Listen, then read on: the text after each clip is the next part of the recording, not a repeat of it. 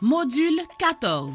Conseils pratiques pour l'entretien d'évaluation. Ce module vous donnera des informations pratiques sur la manière de conduire la dernière phase de l'évaluation de la performance. Pour ce qui est de l'entretien d'évaluation, puisque c'est de cela qu'il s'agit, voici les orientations pratiques avant, pendant et après la rencontre. Avant la rencontre, le supérieur hiérarchique immédiat doit 1. Analyser le rendement global et les réalisations de l'employé en regard des objectifs de travail établis et de la rétroaction fournie au cours de la période d'évaluation. 2. Examiner les compétences démontrées par l'employé dans le but de réaliser ses objectifs de travail. 3. Prendre en compte la valeur globale de l'apport que fait l'employé à l'organisation. 4. Dégager les domaines qui pourraient bénéficier d'amélioration ou de changement.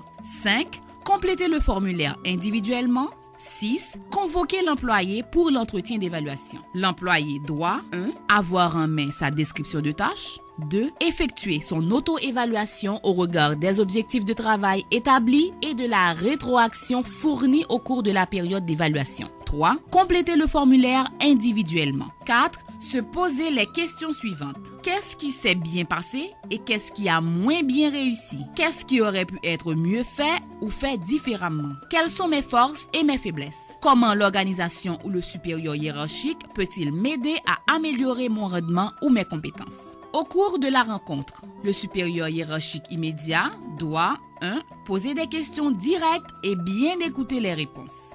2. Souligner les réalisations, les points forts et les facteurs déterminants de succès. 3. Orienter la discussion pour parler de ce qui ne s'est pas bien déroulé, chercher les causes et explorer des solutions. 4. Discuter de façon dont lui-même ou l'organisation peut aider l'employé à mieux exécuter ses tâches. L'employé doit 1. Se préparer à fournir des réponses claires et logiques.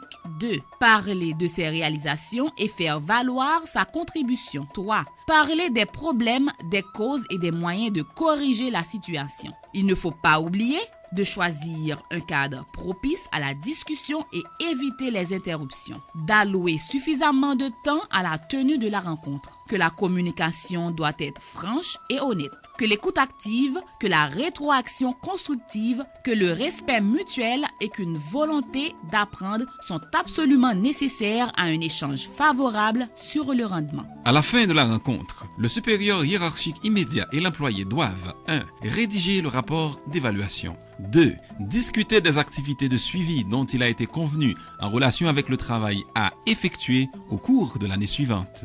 3. Signer le formulaire d'évaluation. En s'entourant de ces quelques précautions, le supérieur hiérarchique et l'employé augmentent leurs chances de réussite de cette activité essentielle de management des ressources humaines qui assure la performance individuelle et institutionnelle. Soulignons avant de conclure que l'évaluation de la performance est la colonne vertébrale qui soutient la gestion de carrière et des compétences des fonctionnaires.